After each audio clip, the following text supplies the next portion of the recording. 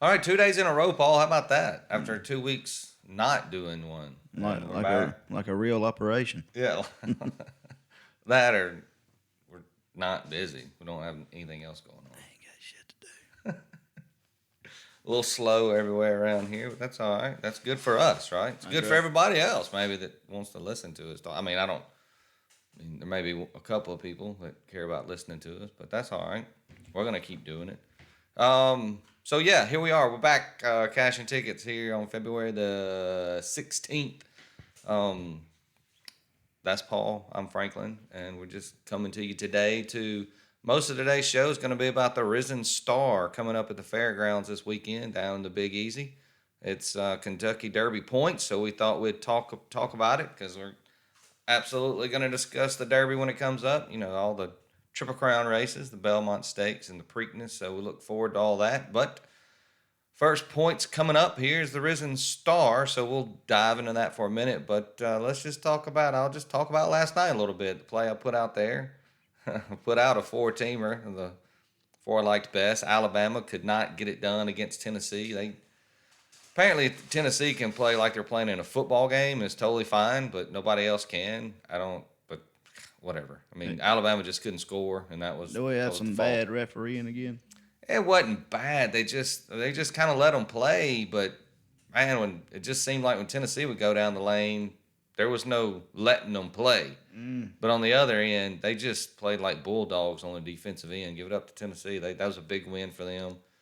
Not good for me because I also had in a seven-teamer with Alabama in it, and you can imagine what that one went. 6-1 is had VCU added in there So along with Clemson, and if you're a college basketball team and they rank you number one, do you just call them and say, "Nah, just take it back, put us at two or three"? apparently, You don't want apparently, that number one I spot. think Purdue's lost twice this year as the number one team. Mm. Now Alabama's lost. This shows you what the parity in the tournament's going to be. It's going to be it's going to It's be gonna be good. Yeah, it's crazy to gonna be cap. fun. Of course, Paul got one of his tickets home last night. Yeah, ended up. First one, the three-teamer he had out there, got home right. I think it was. I think it ended up $95 on the day. So Up is up, up right? is Up up. is up. That's right. So, all right. So that's a quick little recap. I don't want to keep crying about that one. We're going to move on to the next one.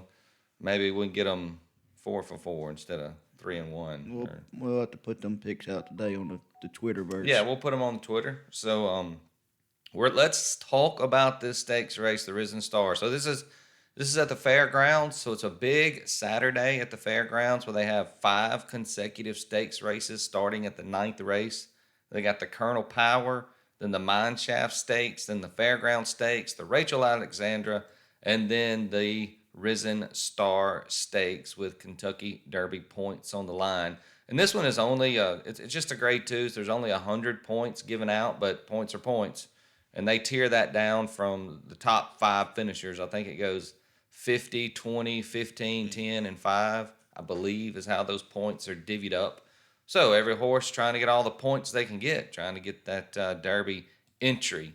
Paul, I've got lots of information on every horse, and I'll give some just for people that maybe if they don't know and this for the first time they want to get into there, some of the things we might talk about or look at. Mm-hmm. So I guess the first thing here I'm going to show, I'm going to pull it up here. Show it. There is our Field. field for the Risen Star. And hey, I love this because it's 14 horses. How many times we get to one is 5 horses, 6 horses?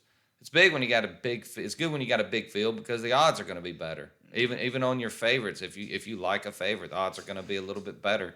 You're not going to have these odds-on horses that are less than even money for the win. So big field, 14 horses. This is a mile and an eighth. I'm pretty sure, right? I got that right. Yeah, mile and 1/8. So that's 9 furlongs here in the racing talk. So you want to get started Nah, somewhere?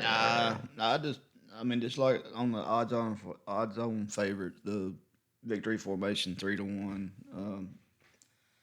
It just feels too big. You got a terrible draw. I don't think there's any value with the favorite here. That's just me. Well, yeah, I mean he's undefeated. He won the Smarty Jones at Oaklawn pretty easily, and that's probably the reason he's going off at 3-1 morning line, and he's he'll end up being the favorite for sure. But man, He's got to have a that perfect trip. the problem with that is that if he was a stalker or a closer, I wouldn't be too concerned with that 13 post. But the fact that he's a front runner, he's going to have to come hard.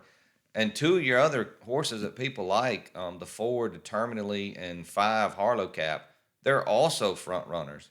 So he's going to have to press the pace to try to catch those two and take the lead all in the first quarter, and then go. And they're gonna have one of them horses just out there running just to get the pace out there. I mean that's the thing. I mean, here your 3 front runners are 3 of the horses that are favored in this race. Yeah, he needs to settle in about 3 or 4 and not try to go outrun everybody in the first.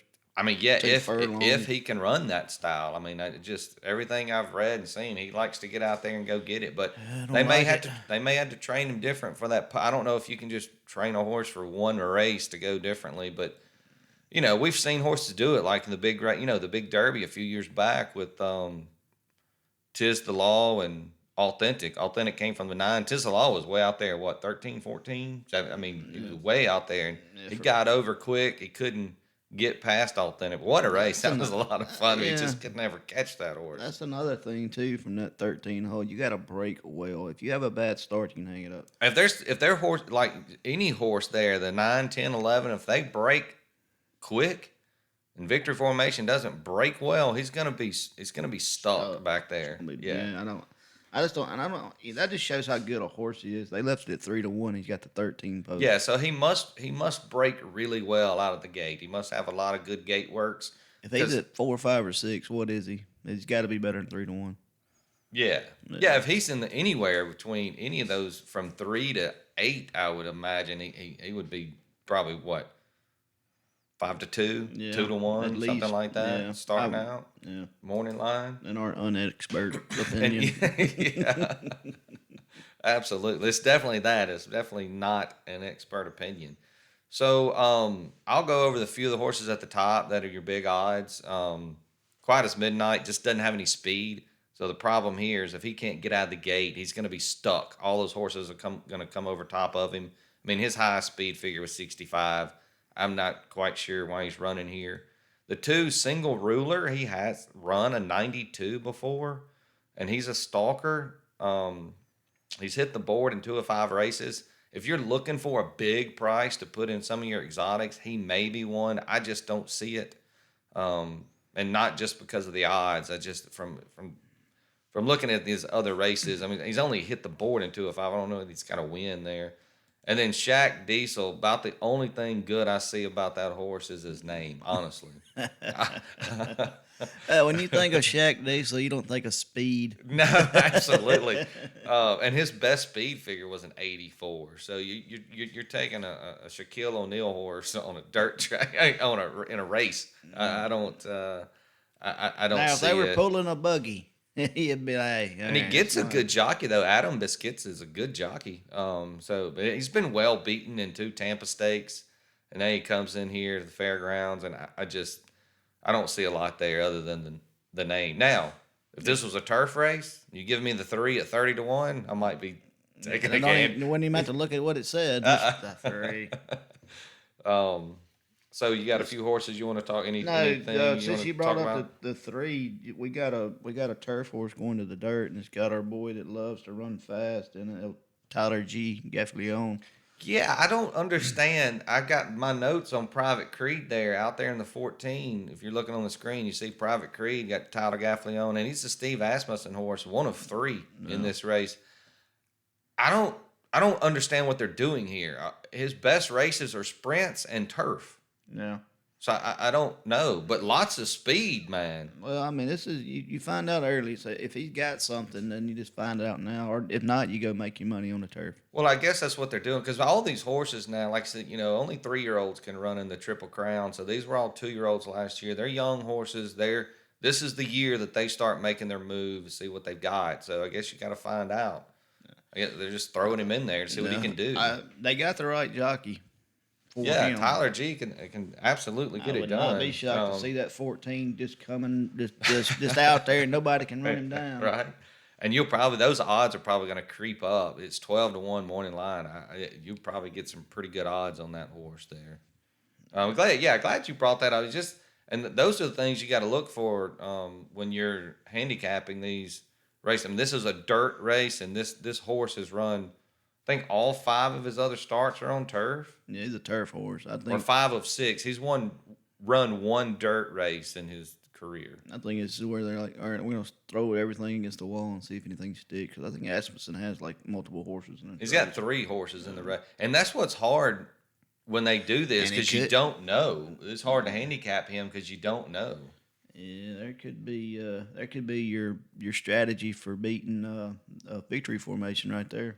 Private Creed runs. If he comes out hard and gets on top of victory formation, yeah, that could be Steve throwing him down there. And he didn't know where he was going to get, but you throw him in, comes out early, gets victory formation stuck behind, and then Asmussen's got Harlow Cap and Silver Heist that can go get him. You put him in there, and then after the draw comes, you can always take him out. Yeah, you take him out. That's right, but he's sitting perfect. That's the only thing that makes sense of why he's in the race. But and you got the jockey that don't give 2 shits about it. Yeah, he'll run go. that he'll horse go. until they don't run left in him. Because he runs well and turf sprints. He's just a good jockey all around. But yeah, he'll go after it. He'll go get it. Any other horse that piqued in one way or the other, piqued any of your interest there? The one I guess we talked about right before we get on the air was the 12 Crumpy. I think it's how they say it. I don't know if it's Croupy or Cruppy or however you want to say it. Love this horse, but there's some few folks out there don't think he's worth a shit. Well, a couple of other sites I looked at, they like him. And here's the thing. He doesn't have a win. He's still a maiden. But he's got a 99 buyer speed in his last race. He gets a local jockey in James Graham who knows the fairgrounds. He's third in the jockey points list at fairgrounds. And this is the. I love the odds. I think it's gonna go. It might go up, man. I'm gonna put a show bet on him. It's a Todd Pletcher horse. I like him. It may be one I go across the top. Go across with win play show. No. I don't know.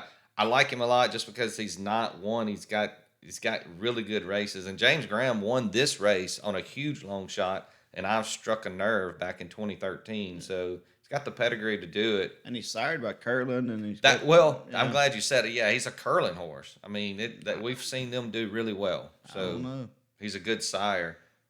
He was an excellent horse, obviously, in his time. He's got a local job I love everything about this horse, but I do like him as well. Anyways, the one that a lot of people like. That I've seen a lot of talk about is the Tom Amoss horse, the 9, Curly Jack. Yeah. There's a lot to like there. He has faced Forte and Instant Coffee, 2 horses that currently lead in the Kentucky Derby point standings. Probably right now would be your 2 favorites, Forte and Instant Coffee. He's run against them and ran decent in each race. Gets Edgar Morales, good jockey. Here's my only thing, and this is just a me thing. It has nothing to do with the horse. It's every time I've gone out there and tried to bet a Tom Amoss horse, I've been let down.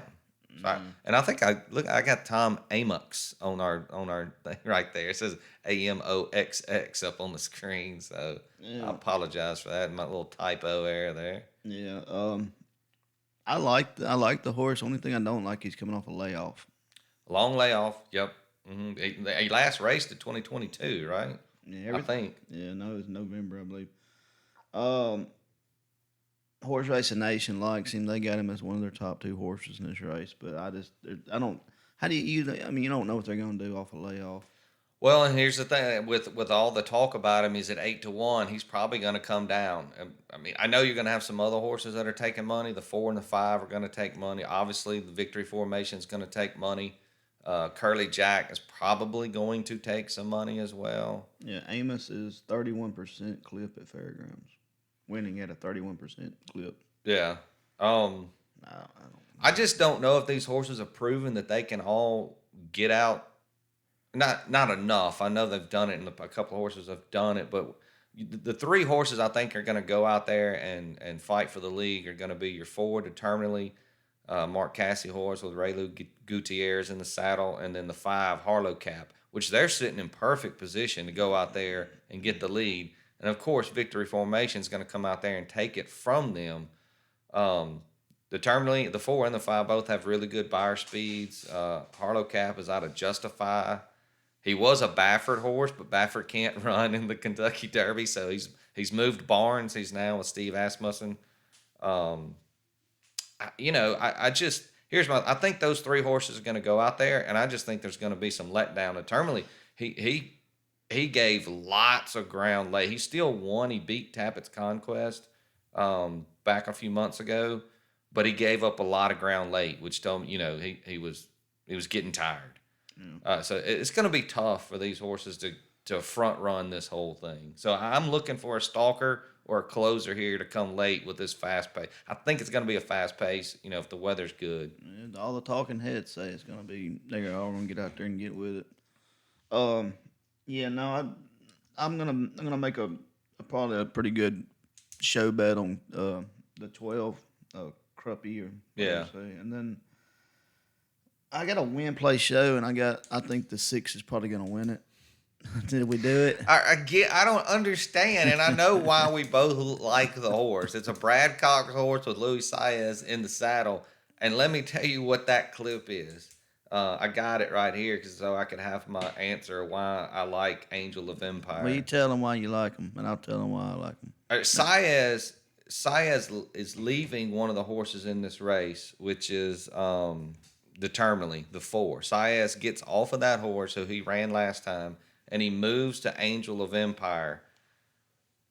And Saez has won 47% of starts on a Brad Cox horse over the last year. You know how big a number that is? And that is huge. I mean, you don't get that kind of percentage in horse racing with that. Those connections are incredible, and it's hard for me to overlook that. He's a stalking horse. He's going to sit right behind that 4 and the 5 and the 13. And as they tire, I think he's going to have a big push and go get this thing.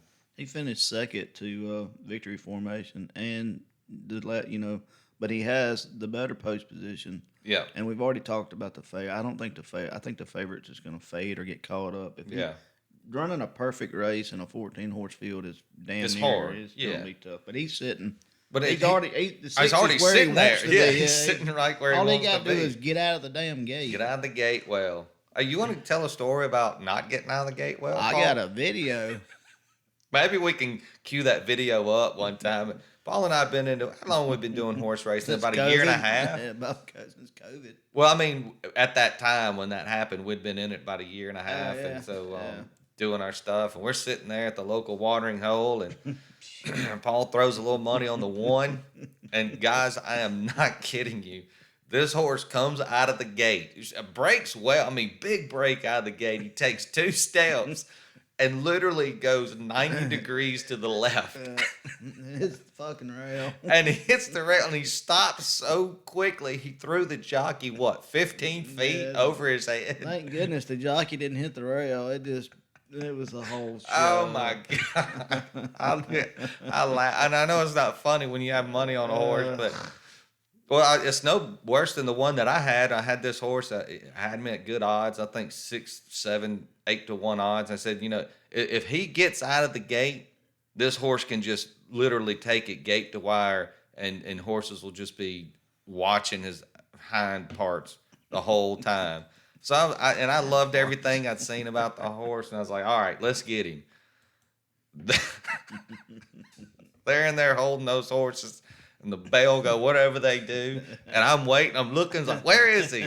This damn horse ain't moved. He literally looked back at the jockey like, not today. No. He never even took a step out of the gate. Like, they had to come over and grab the damn reins and pull him out of the gate. I've never seen. He said, I had some bad grain. I guess I can't move, it boss. was a fart that he couldn't trust, I guess. He's like, I'm not going anywhere. Oh, boy, this thing's gotten out of hand. So not only are these races fun, they're quick and win your money fast, but you can you can have some good laughs. I mean, definitely give you some good laughs. So it really sucks that Paul and I both have fallen on Angel of Empire and Cruppy or whatever. Another horse I do like is the other Brad Cox horse because he's got Florent Giroux. He's the 8 Tappett's Conquest. Yeah, I understand it, but Giroux's he's been the first call for Brad Cox for some time now, and he gets the mount here where he won the race 3 times. And if the pace gets hot again with the 4 and the 5 and the 13, I like a chance for a big close here. So you could see me going out there doing like boxing a trifecta with with the 6, the 8, the 12, and then maybe pick one of the front runners to hold in there. Probably I'm tossing out Victory Formation. I just don't know. I mean, he's a good horse. I just when you're trying to, you don't win money betting the favorites in the horse racing. That's for sure. yeah, I don't know. I got him in a super, but You like Tappett's Conquest, and his odds aren't going to be as quite as good, but I just like the horse. yeah, no, he's I get the reasoning behind liking him. I just don't know. I mean, he's right where he wants to be. There's really no difference between him and Angels of Empire. Yeah. Angels of Empire, I just don't. Yeah, those are the 2 horses I couldn't go. And I guess I just fell on the Saez Brad Cox relation. That big number of how they win at 47% clip. That's hard to overlook. So he's got his 2 best jockeys in here on 2 really good horses. And of course, watch this be just a sprint race between the 4, 5, and 13, and both of us are wrong, and we'd get nothing right. Well, that'd be something new, wouldn't it? Being wrong? Yeah. I've seen some light information on 2 fields. I don't know anything about that jockey, Loveberry. He's a local grown guy. I got where's he at? He's second in the point standing for jockeys this year. Yeah, I did have that down. 39 wins, 26 places, 23 shows, won $1.24 million. It's another stalking horse, so I don't know how many stalkers you can. You got to hope that they can overtake the front runners here. Decent speed. Did finish a solid second to Instant Coffee, a horse I mentioned there. I think Instant Coffee sits second in the Derby points right now, but I'm not a big fan of 2 fields there to do anything in this race. Silver Heist, he may be a gray. One of the other horses, I think there's 2 grays in this race that I'm not sure that I'm on, which I do like a good gray, a roan colored horse. But Got a good jockey, good trainer. you talking about Silver Heist? Yeah, Corey Lannery's good, and of course Asmussen. This is his other entry there, his 3rd one. He's run against Determinedly and Tappett's Conquest. Yeah, but he finished 3rd behind those 2. Yeah, so I don't know if he's going to have enough there. And what kind of trip he's going to get being a stalking horse, or he's going to try to move up in all that traffic from the 11. This is all about the break, honestly. Who's going to get the break here? We got to hope that the 6 Angel of Empire breaks good, but not too strong, to where he can sit behind the 4 and the 5 as Victory Formation comes over and tries to take the lead.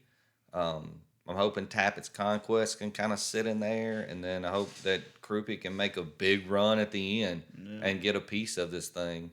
But probably probably gonna end up on Angel of Empire myself, and maybe do some show bet with Cruppy. I think he can get in there at a big price. Yeah, I'm just gonna I'm not gonna go across with Cruppy. I'm just gonna go show bet, and then I got the. I'm gonna do the 6, 12, 5, and then I'm gonna add the 8 for my super. I don't hate that at all. I think I think for my I think I was do a 4-horse box try, and I'm gonna go 4, 6, 8, 12, and just got to keep Victory Formation out of the top 3, and that's a big ask. But so you don't like Harlow Cap at all? I do. I mean, he's got Johnny V. He ran a 97 Justify speed. horse or Justified, but Out of Justify. But this is actually Justify's first crop. He's out of the first crop of Justify. Johnny V in the saddle. Yep, Hall of Famer. And it's a good post for a front runner. Absolutely. I don't think he's run against this kind. He was a Bob Baffert horse.